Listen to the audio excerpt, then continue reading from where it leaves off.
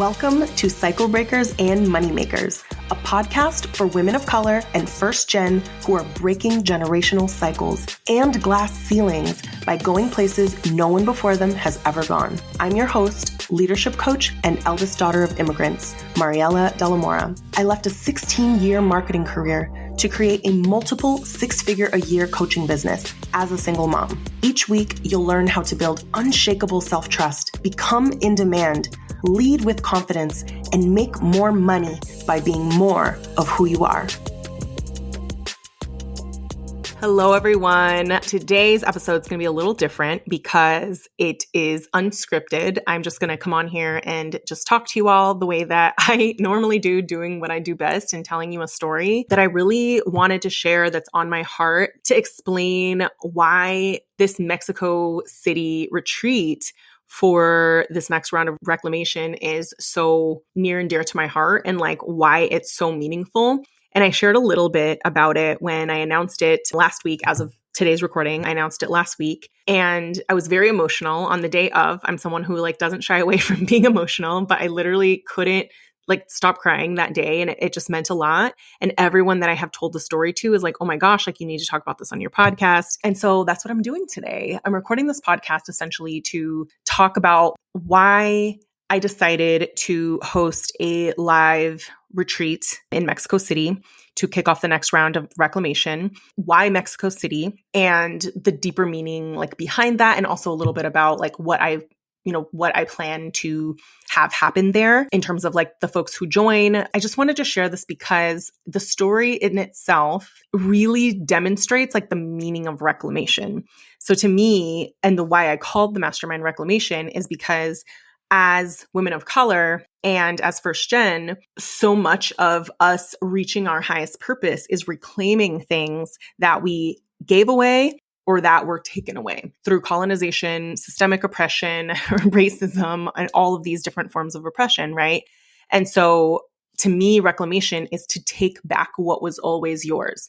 And for me, that means, taking your voice back, taking your power back, taking your identity back, and not feeling like you have to put it in a box. Your emotions, reclaiming your emotions and not seeing them as something to hide from or seeing them as good or bad. Taking back your ability to make decisions and create your own money and to reclaim things that our parents and grandparents like didn't have because they had to survive, and things that we don't really sit with or have the luxury of sitting with, I would say, or the awareness to sit with until we feel safe, right? So to me, reclamation means once you climb up the Maslow's hierarchy of needs, which if you aren't familiar with the Maslow's hierarchy of needs, it is a pyramid. And at the bottom of the pyramid is safety. Then it's like community and belonging. And then you go up and it's like connection. And like at the top, it's like self-actualization. And self-actualization is purpose. And this is often where we think like, what's the legacy we're going to leave behind? How do I want to be remembered? How do I want to help other people? What is the thing that I feel the most drawn to do? But on our journey up this Maslow's hierarchy of needs, which we're able to do because we come from generations that established safety, like they worked hard, they sacrificed, they did what they had to do in order for us to feel, to have the opportunity to sit on a foundation of safety instead of survival, that now we ask ourselves different questions. But on that journey, we are taking things back. We are taking back, like I said, our power, our voices, our autonomy, our identity, all of these things that maybe weren't safe for us to exercise or have.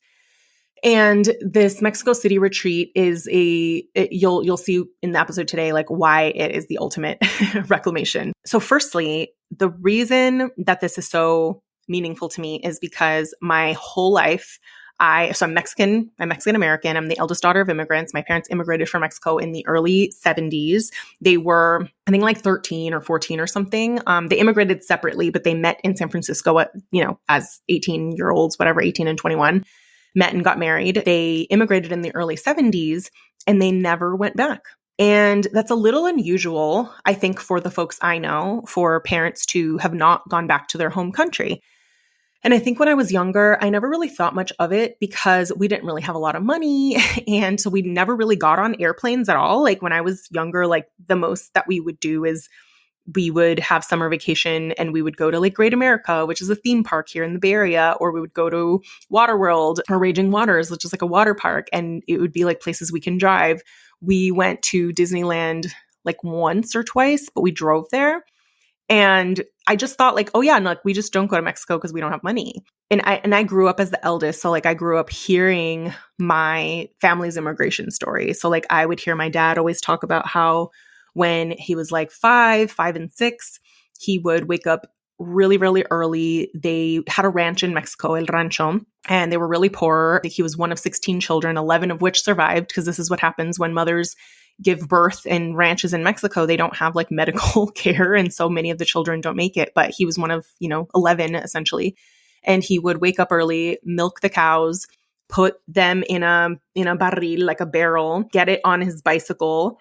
Him and his brothers would like all mount one bicycle. They would go into town, sell the milk, come back home. He'd get ready for school. He'd go to school. He'd come back, milk the cows, sell the milk again. And this is how he helped his family make money. And I never forgot this story of him being 5 years old, because it's like I heard it, but I think because I had never been to Mexico, I heard the stories, but I didn't really fully understand what that meant.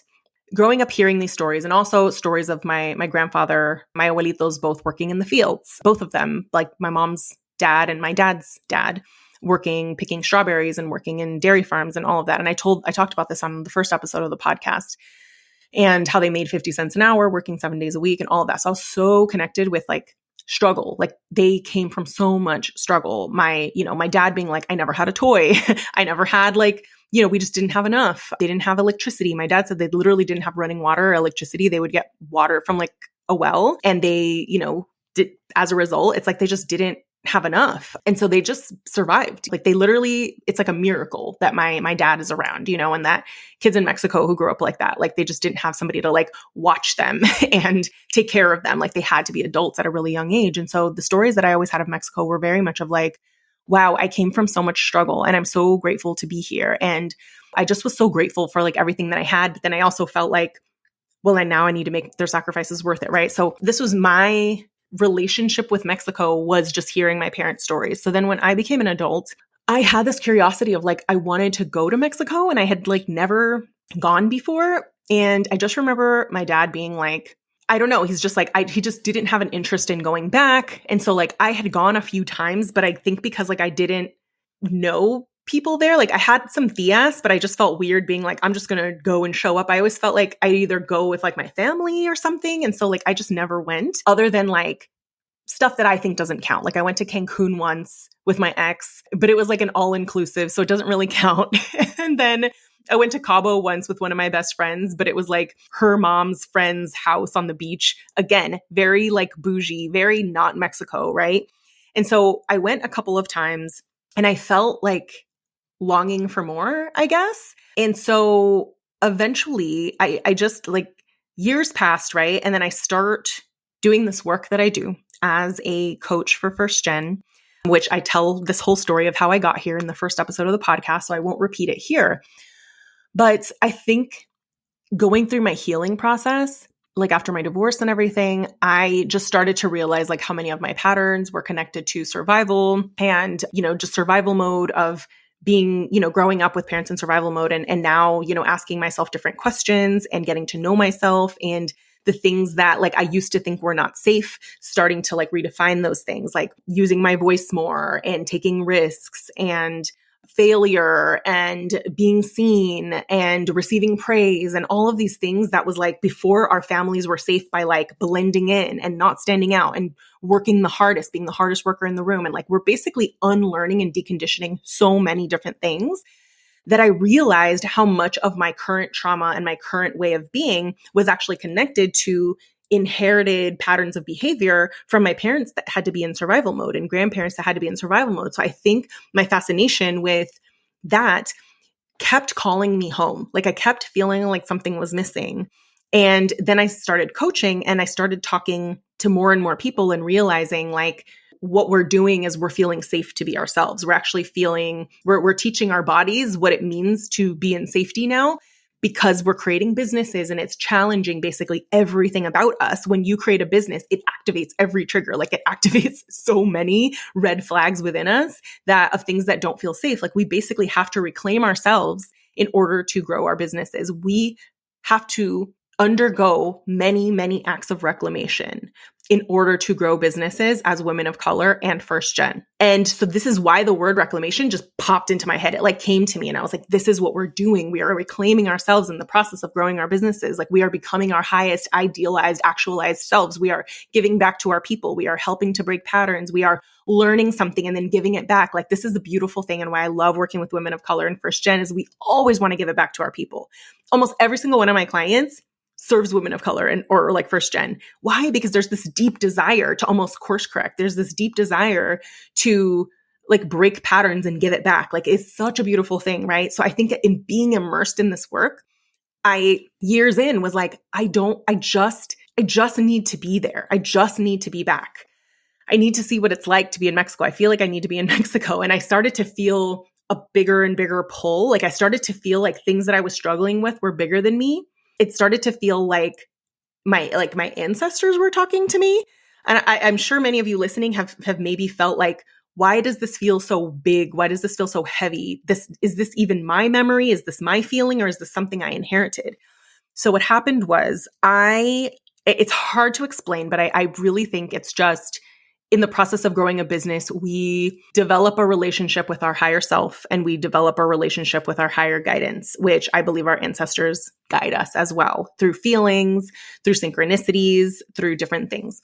So I remember I think it was the end of 2020.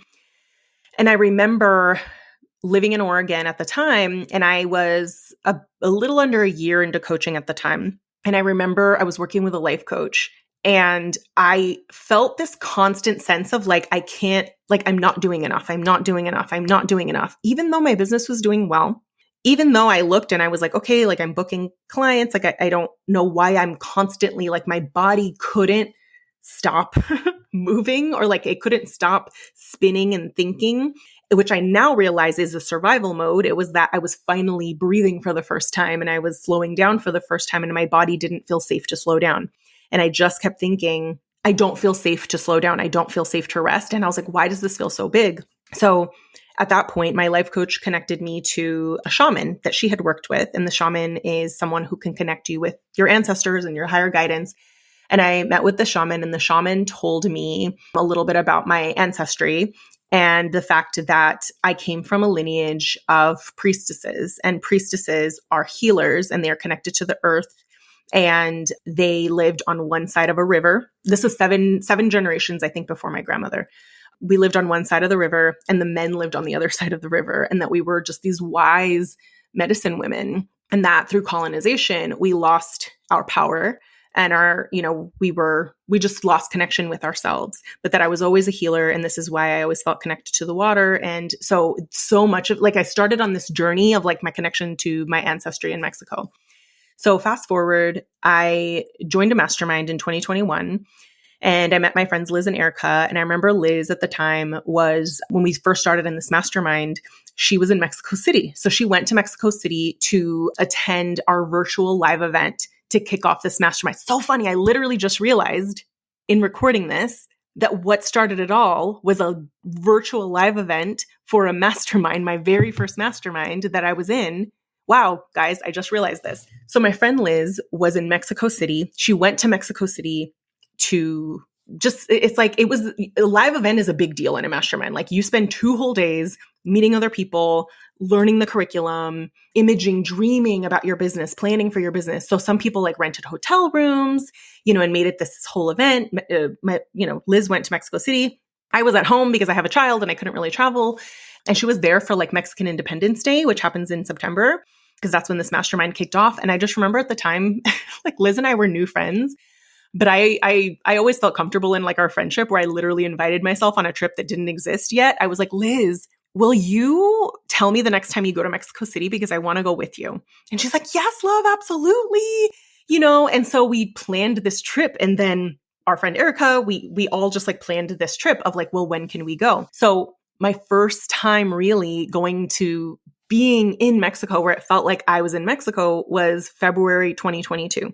So we went on this trip together. No one could have really prepared me. There was like the sense of grief of like, this it feels like home in a way that I can't describe. And it still kind of makes me emotional because I remember going there and my heart like welling up, almost like it was going to explode. And I remember being like, it's my people everywhere. It's words in Spanish everywhere. This is so beautiful. Everyone is so hospitable and warm. And then I remember the first time I saw a huge Mexican flag in a place called El Zócalo. It's this big patio, not patio, it's like a big plaza. And I saw this giant Mexican flag in the middle of the plaza. And I was like choked up. And when you think about it, unless you've been to your home country, when would you ever see a gigantic flag from your home country? You grew up in America, you see giant American flags everywhere, right? I had never seen it. And it just choked me up where I was like, I've truly never been home. Like I've never known what it's like to see myself represented everywhere, not just in a district. And I remember going to like a castle that's there in Mexico City, and there were murals of the revolution of like, you know, when we were colonized by Spain, and you see the warships, and it just reminded me like, this is my history. Like I come from colonized people, and to see the art and to see like what happened to us and where we lost ourselves. Like literally when we talk about reclamation, like our identities were stripped from us, from like our culture being stripped from us, and all of these things through colonization. So for me at that point, I was like, this is healing for me, like just to return home to a home I've never known, but still felt like so familiar. And so I started going back regularly since then. And I've been back 3 times. And each time I feel like I leave parts of me that like were never me, and I come back more like me. It feels very healing. And all of this time, I've wanted my parents to go back with me. I wanted them to go back because a part of me is sad to think that like they are in their 60s now, and like to think that they would never return back in their lives, and that would be their only memory is like painful ones. It just didn't sit right with me, and they just never wanted to go. And I remember at the end of my first trip of going to Mexico City, coming back and talking to my dad about it. And I was like, Dad, I feel like I understand the stories you would tell me now because about you selling the milk and being responsible for making money, because I was at this cafe. And I remember being at this cafe and I saw this little girl, like I was talking to my friend Liz, we were, you know, on this trip, and out the corner of my eye, I look over Liz's shoulder and I see a little girl waiting for cars to pass in this huge intersection to cross the street. And my heart dropped because I was like, she looks like Adriana's age, like my daughter. And then Liz is talking, but I'm like looking at this girl being like, is she going to be able to cross safely? Is she okay? She crosses the street and she comes over to our table and she has flowers. And she asks if we want to buy the flowers, and they're 50 pesos, they're 50 pesos. And I had 100. And I was like, I told her in Spanish, I was like, oh, here, I have 100. I'll just give it to you, but I don't need the flowers. Just go sell them to someone. And she's like, oh no, you can just take both. And so I give her the money. And then I see her walk back to her mom, and she crosses that big intersection again. She crosses the intersection. It's so dangerous. I just think like I would never, you know, I'd be so scared to let my daughter cross an intersection like that. And she goes back to her mom, and then I see her mom, and her mom is sitting on the corner with a cardboard box, like this open cardboard box that has candies in it, and a little brother that her mom is sitting on the sidewalk selling these dulces. And you'll see that, you know, like moms with their babies and they're just selling things in the street. And like, I just started crying because here's me crying on every episode. I just thought about like this little girl is responsible for making money for her family, you know, and this is like what my dad used to do. And it just made me realize like, wow, we have come so far in one generation. Like my daughter just gets to have a childhood and have all these toys and all this stuff. And, you know, she freaking asks me, can we go to a hotel for the weekend? Because she wants to swim in the pool. Like this is this child's reality, right? And then I think about my reality growing up was I had everything I needed, but we couldn't go on vacations. We didn't have money. But that was like normal to me. You know, I never felt like we didn't have enough. And then I think about my dad and I'm like, he never got to have a childhood. He had to think about, he was this little girl. I was like, this little girl is my dad. But I think it hit me so hard because I asked her how old she was, and she said she was 6. And at the time my daughter was 5. And she's like, seis años. And she said it very like matter of fact. And then she just skips away and goes to give her mom the money. And I'm like, so something in me changed on that trip where I was like, I need to know where I came from. Like I need to just go back, be in my homeland, and like just sit in deep appreciation for how far we can come, and just deep appreciation for my parents' sacrifices, which I obviously always had, but I think it's different to see it yourself.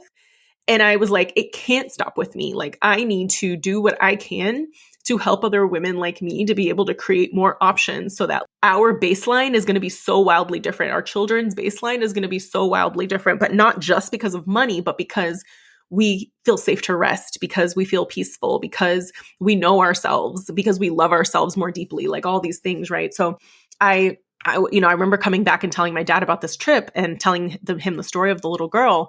And he's like, yeah, like he kind of said it like matter of fact. He's like, yeah, I know. That's what I've been telling you this whole time about like my childhood in Mexico.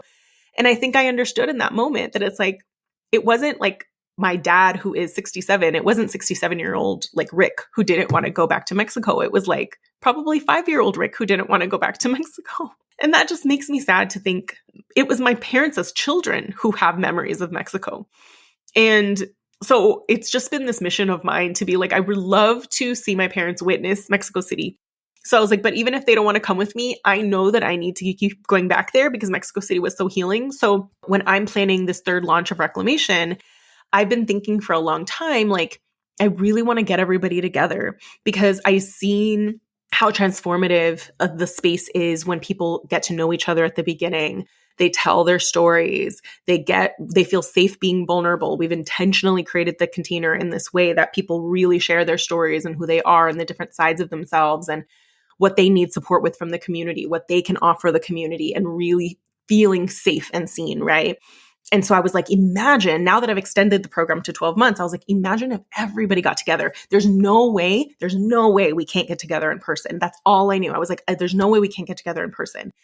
And so I thought about different ways of making this happen. And I was like, should it be in the Bay Area? I was like, I don't know. And I was like, none of this felt like me. And I'm very much like I only have hell yeses in me, or it's like I don't know. And all of them felt like, I'm not sure. And then when I thought about like, what if I just have the retreat in Mexico City? Because I know how I feel when I am there. I know how expansive I feel and how grounded I feel. And what better place to host a mastermind for reclamation than a place like reclaiming my homeland, going there and celebrating my success and planning the success of other women of color and how they're going to make money and how they're going to create more peace in Mexico City, in a place that's so meaningful to me. And so I was like, this feels terrifying to me to book this venue and do it. But I know once I book the venue, it's going to happen. And when I found the venue, I was like, this is it. There's a rooftop. It has 3 levels. It's stunning. It's beautiful. It's in La Condesa. It's surrounded by trees. I feel very peaceful just looking at it. And also my friend Liz now lives in Mexico City because she, on that trip that I talked about at the beginning of the episode, she met her partner. They're now engaged and they live there. And I was like, this is just a second home. I was like, I just want to bring everybody there to a place that feels like my second home. And if it was as healing and expansive for me, it's going to be healing and expansive for my clients. So I just decided to book it. I remember I was booking it and then telling my family recently, a few weeks ago, it was my dad's birthday, that I had done this, that I said, I'm going to go back to Mexico City in February for this retreat that I'm hosting for my masterminders. And my youngest sister was there, and my youngest sister had just come back from Mexico City. That was her first time as well. So I feel like it started this ripple effect. And she's like, oh my gosh, you're going back. Like, I've just been looking for a reason to go back. Like, we swore we were going to like move there. We loved it so much. And then my mom pauses and she's like, I want to go. And I never in my life like heard them say they want to go. And I feel like in that moment, I was like, oh my God, like it's finally happened. I've been trying to get them to go back. And I think something about me talking about it as a place of home, like celebration, how excited I was to host all of my clients, what it was going to be like, the things I was going to teach them, and all of these things that like she finally felt safe to be like, I want to go. And then my dad was kind of quiet and we're like, okay, yeah. And so as a family, we were like, okay, so let's make this happen. So you guys fly in as soon as my retreat is done. You're going to fly in that day. And they're like, okay, yeah, you guys go ahead and book it. And of course, eldest daughter goes and books the trip. So I booked the trip. I booked their flights. I booked our Airbnb. They're flying in the day after the live event. And now it feels like this whole trip is just like my family healing. Like I am coming back to my homeland, hosting an event that means so much to me that like years ago, this would have seemed insane. When I think about the first time I was there was February 2022. And in February 2024, I'm going to host my own mastermind. Like I'm not going to someone's mastermind. I am the coach. This is my mastermind. This is what I've poured my heart and soul into. It's going to be the most incredible, women of color who are leaders in their industry, who care so deeply about the people that they care about. Like we are changing our lives at this event in Mexico City. And then I get to watch my parents re-experience Mexico for the first time in 50 years since they immigrated, over 50 years. I just feel so grateful. And to me, this is the meaning of reclamation. I'm reclaiming my homeland. My parents are reclaiming their relationship with it. I am spending my business revenue in Mexico at a Mexican-owned venue. I already know who the photographer is going to be. He's someone I worked with before. His name is Carlos. And we're going to, I'm thinking I would want to bring in some chefs, private chefs and all of this. And I was like, we're just going to give back. Time to give back to my country. And we're going to all celebrate and have the most incredible time. And then I get to see my clients off and thank them and know that the incredible things that I've set them up to do, and they're going to bond and they're going to probably cry and they're going to build these connections that I hope will last a lifetime, because that's the spaces that I create. That's literally like my goal. I'm like, no, the most important thing is the community that you create. It's my responsibility to create a community where people feel safe and seen, where people connect with one another, where the whole is greater than the sum of its parts, where all of the people in there are of such benefit to one another because they are there for another. Like that to me is like, we are such community people. If you think about people of color in first gen, we are so much community people, right? So we thrive in community. So I'm going to come there and it's going to be such an expansive thing. And then my parents fly in. They're going to bring my daughter. Both of my sisters are coming. My brother-in-law's coming. And we're going to spend the next Tuesday, Wednesday, Thursday, Friday, Saturday, Sunday, 6 days in Mexico City. And I cannot wait to see Mexico through my parents' eyes. Like I already know my dad is the type of person who if it's a Latino person or it's someone in the service industry, he tips big. It makes him feel good. He's such a kind person that I'm like, I just can't wait to go to watch my dad experience Mexico, reminisce about how different it is. Cause I don't think they have any idea what to expect. Right. And for him to just tip people big, and he's going to feel so good, to come back and be like, wow, look at how far I've come. Now I can come and feel very wildly generous with my own people, and to just be there with my family. It's the first time we've ever gone on an airplane together. We've never gone on a trip together like that, where we all got on one airplane. The closest was when we went to visit my sister in DC earlier this year, but that was everybody except my sister because we went to go visit. Her. So it's going to be the very first time, and it's going to be so meaningful. And I just wanted to share this story because it's such a story of reclamation, of redefining your relationship with your homeland, of me even having this event in the first place because I've reclaimed myself and my identity and my voice and my power, and in becoming a coach for women of color and first gen, and to have it be such a trip of celebration. And I wanted you all to know that because so when you see me get emotional about this trip, in planning for this trip, you'll know why, and why my heart is so much into this. And this is so much bigger for me than some business or some income goal or any of that. This work is so important to me that I will never not care about it. I will never not think about it. This is my life's work. And now I get to kick off 12 months together with my next cohort of reclamation in a city that means so much to me. And I just know it's going to be just as expansive for everyone who goes. I can't wait to pour into them.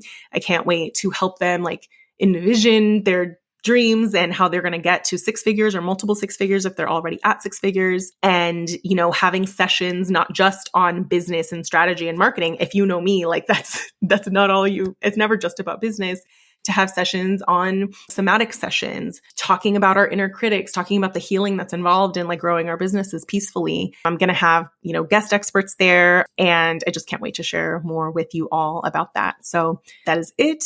That is the story. As you follow along with me planning this, just know that this is so much deeper to me than just a mastermind retreat. Everything about this was with my people in mind and thinking about what is the best possible way that I could set them up with connections with one another and connections with themselves to be able to, grow their businesses. And also for me to feel like I'm creating this full circle moment of my family finally feeling safe, to my parents, returning back to their homeland and feeling like we're collectively kind of healing as a family as a result. I hope that this episode, if any part of this spoke to you, or if you've, had stories like this, I would love to hear about it. Just know I'm excited to welcome this next round of reclamation. We open doors on Wednesday, November 29th.